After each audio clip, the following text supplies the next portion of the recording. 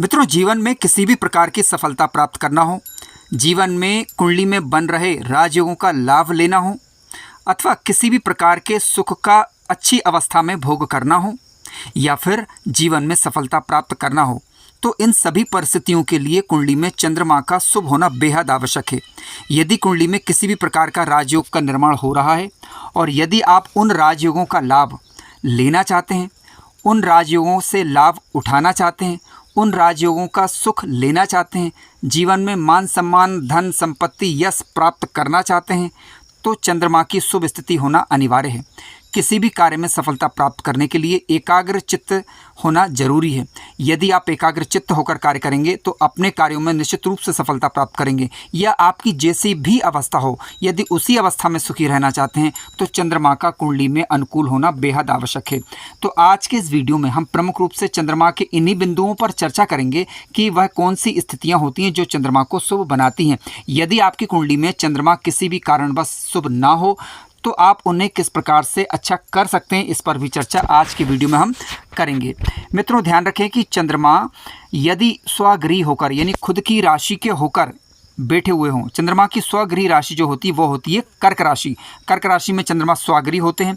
इसके अलावा उच्च राशि के होते हैं ये वृषभ राशि के अंदर, यानी 4 नंबर की राशि में ये कर्क राशि जो कि स्वयं की राशि है और 2 नंबर की राशि जो कि चंद्रमा की उच्च राशि होती है।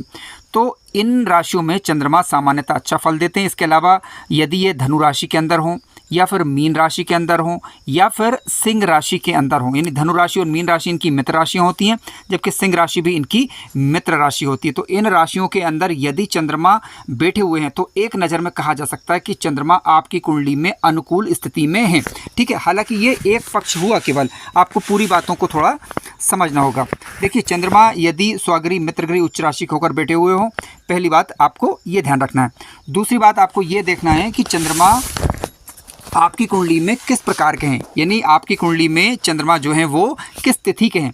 चंद्रमा यदि शुक्ल पक्ष की एकादशी से, यानी आपकी कुंडली में जन्म जो आपका जन्म हुआ है वह शुक्ल पक्ष की एकादशी से लेकर कृष्ण पक्ष की पंचमी तक यदि आपका जन्म हुआ है तो ये दूसरा पहलू हुआ, यानी इसका मतलब है कि चंद्रमा आपकी कुंडली में शुभ फल करेगा। और क्योंकि इस समय चंद्रमा जो है वो प्रकाशित होता है, पूर्ण प्रकाशित होने के कारण, क्योंकि पूर्णिमा पर ये पूर्ण प्रकाशित होता है, आप जानते हैं। ठीक है, शुक्ल पक्ष की एकादशी से क्योंकि चंद्रमा बढ़ रहा होता है, उसमें प्रकाश की मात्रा बढ़ रही होती है। और कृष्ण पक्ष के में यदि आप देखें तो चंद्रमा घट रहा होता है, लेकिन हम शुक्ल पक्षी एकादशी से कृष्ण पक्ष की पंचमी तक चंद्रमा शुभ मान सकते हैं और यहाँ पर चंद्रमा बलवान होता है, अच्छा फल देता है। इसके अलावा चंद्रमा यदि शुभ ग्रहों के द्वारा दृष्ट हो जाए, जैसे कि शुक्र के द्वारा या फिर गुरु के द्वारा यदि चंद्रमा देखा जाता हो, ठीक है, शुक्र के द्वारा या फिर गुरु के द्वारा, क्योंकि ये दोनों ही बेहद शुभ ग्रह हैं, यदि इनके द्वारा चंद्रमा देखा जाता है तो निश्चित रूप से चंद्रमा के अंदर सकारात्मकता बढ़ती है, यानी जातक के मन में विचार जो आएंगे वो सकारात्मक किस्म के आएंगे। तीसरे नंबर पर आपको देखना है कि चंद्रमा का अंश बल कितना है, यानी चंद्रमा अंशात्मक रूप से बलवान होना चाहिए। यदि चंद्रमा स्वगृही मित्रगृही उच्च राशि का होकर बैठा हुआ हो, गुरु या शुक्र से दृष्ट हो, और तीसरी बात चंद्रमा अंश बल से यदि बलवान है। ठीक है, चौथे नंबर पर आपको देखना है कि किसी भी पाप ग्रह के द्वारा या नीच राशि के ग्रह के द्वारा ये ना देखा जाता हो। चंद्रमा गुरु या शुक्र के द्वारा तो देखा जा सकता है, लेकिन इनके द्वारा युत भी हो सकता है, लेकिन किसी पाप ग्रह के द्वारा दृष्ट ना हो। अब देखिए, कोई भी ग्रह जो नीच अवस्था का हो उसमें शुक्र भी शामिल है, कोई भी नीच के ग्रह के द्वारा चंद्रमा नहीं देखा जाता हो, इस बात का आपको ध्यान रखना है। तो मोटे तौर पर कहा जा सकता है कि चंद्रमा यहाँ पर जातक के लिए अनुकूल है और शुभ फलदायी बनेगा।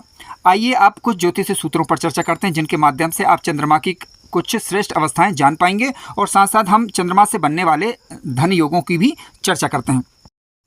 मित्रों, आज का पहला ज्योतिषीय सूत्र इस प्रकार से है।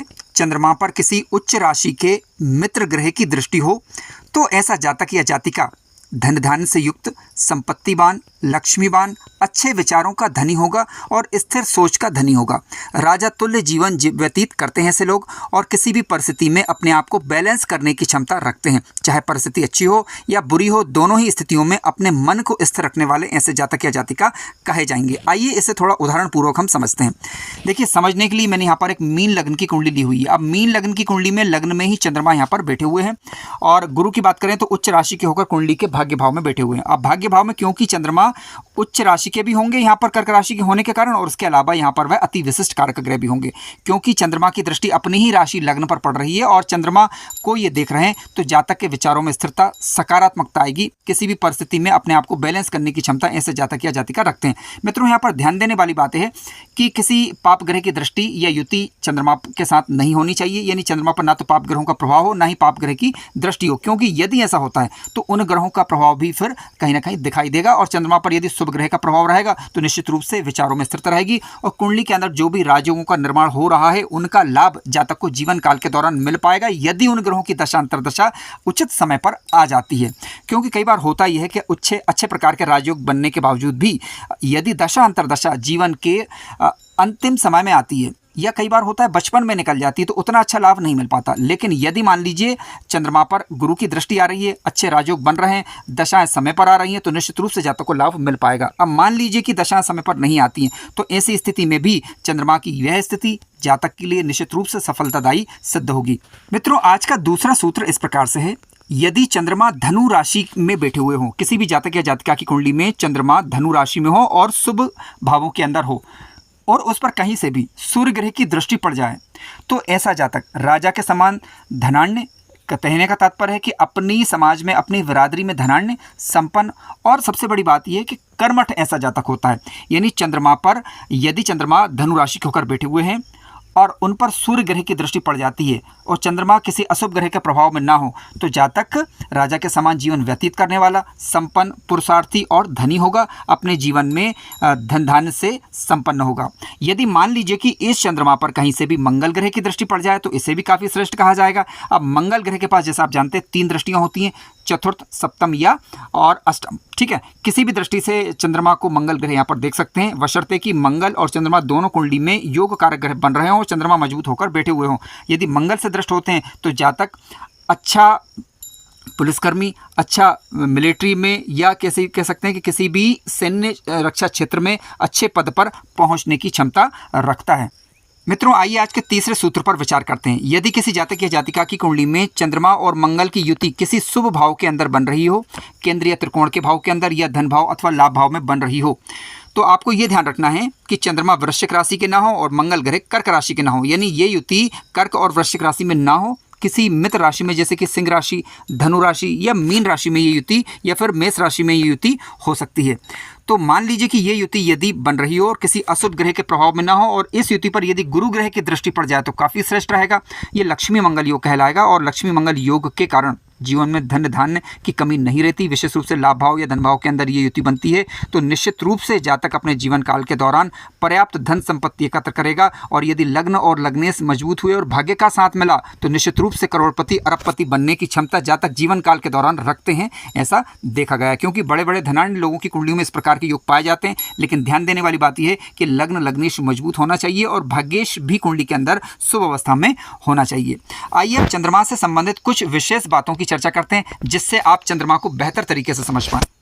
मित्रों, किसी भी जातक या जातिका की कुंडली में चंद्रमा और गुरु एक साथ यदि बैठे हुए हैं, ध्यान रखिए, चंद्रमा और गुरु यदि एक साथ बैठे हुए हों, या फिर चंद्रमा और गुरु एक दूसरे से केंद्र में हों, यानी जहां पर चंद्रमा बैठे हुए हैं वहां से चंद्रमा से गुरु पहले, चौथे, 7वें या फिर 10वें हों, तो ये कहलाएगा चंद्रमा और गुरु का केंद्रीय संबंध। उसी प्रकार से जहां पर चंद्रमा बैठे हुए हों वहां से यदि शुक्र ग्रह केंद्र में हो, यानी पहले, चौथे, 7वें या 10वें भाव में हो, यानी चंद्रमा और गुरु का गजकेसरी योग या चंद्रमा शुक्र का गजकेसरी योग बन रहा है, चंद्रमा किसी अशुभ प्रभाव में नहीं है, तो निश्चित रूप से ये स्थिति जातक के लिए जीवन काल में धन प्रदायक स्थिति बनती है। जातक धन धान्य से संपन्न होगा। हालांकि धनेश और लाभेश की स्थिति पर विचार आपको जरूर कर लेना, लेकिन हाँ, चंद्रमा और गुरु का, चंद्रमा और शुक्र का गजकेसरी योग का संबंध काफ़ी अच्छा लाभ देने वाला माना गया है। इसके अलावा यदि आपकी लग्न कुंडली में चंद्रमा 10वें भाव में बैठे हुए हों, कहाँ पर? कुंडली के 10वें भाव में यदि चंद्रमा बैठे हुए हों, 10th हाउस के अंदर यदि चंद्रमा हों, और इसके अलावा यदि हम गुरु ग्रह की बात करें तो कुंडली के 7वें भाव के अंदर यदि गुरु ग्रह बैठे हुए हैं, तो ये स्थिति भी काफ़ी अच्छी मानी जाएगी। धन धान्य से युक्त होगा ऐसा जातक। धन संपत्ति के मामले में ये स्थिति काफ़ी विचारणीय होगी और काफ़ी सुफल इसका कहा जाएगा। यदि किसी जातक या जातिका की कुंडली में चंद्रमा शुभ कर्तरी योग के अंदर हो जाए, यानी चंद्रमा जहाँ पर बैठा हुआ हो वहाँ से पहले वाले घर में और वहाँ से दूसरे वाले घर में यदि शुभ ग्रह बैठे हुए हों और चंद्रमा पर अशुभ ग्रह का प्रभाव ना हो, तो ऐसी स्थिति में भी ये स्थिति काफ़ी अच्छी मानी जाएगी। इसके कारण जातक के विचारों में स्थिरता रहेगी और जिस भाव के स्वामी चंद्रमा बनते हैं उस भाव से संबंधित अच्छे फल देखने को मिलेंगे। मान लीजिए कि मान लीजिए कि मेष लग्न की कुंडली हो, तो मेष लग्न की कुंडली में चंद्रमा चौथे भाव के कारक ग्रह होते हैं और चंद्रमा किसी शुभ भाव में बैठे हुए हैं और शुभ कर्तरी में आ रहे हैं, तो इसका तात्पर्य है कि चतुर्थ भाव से संबंधित जातक के जीवन काल में अच्छे फल देखने को मिलेंगे, बशर्ते कि चतुर्थ भाव पर किसी अशुभ ग्रह का प्रभाव नहीं होना चाहिए। ठीक है, तो ये स्थिति आपको देख लेनी है।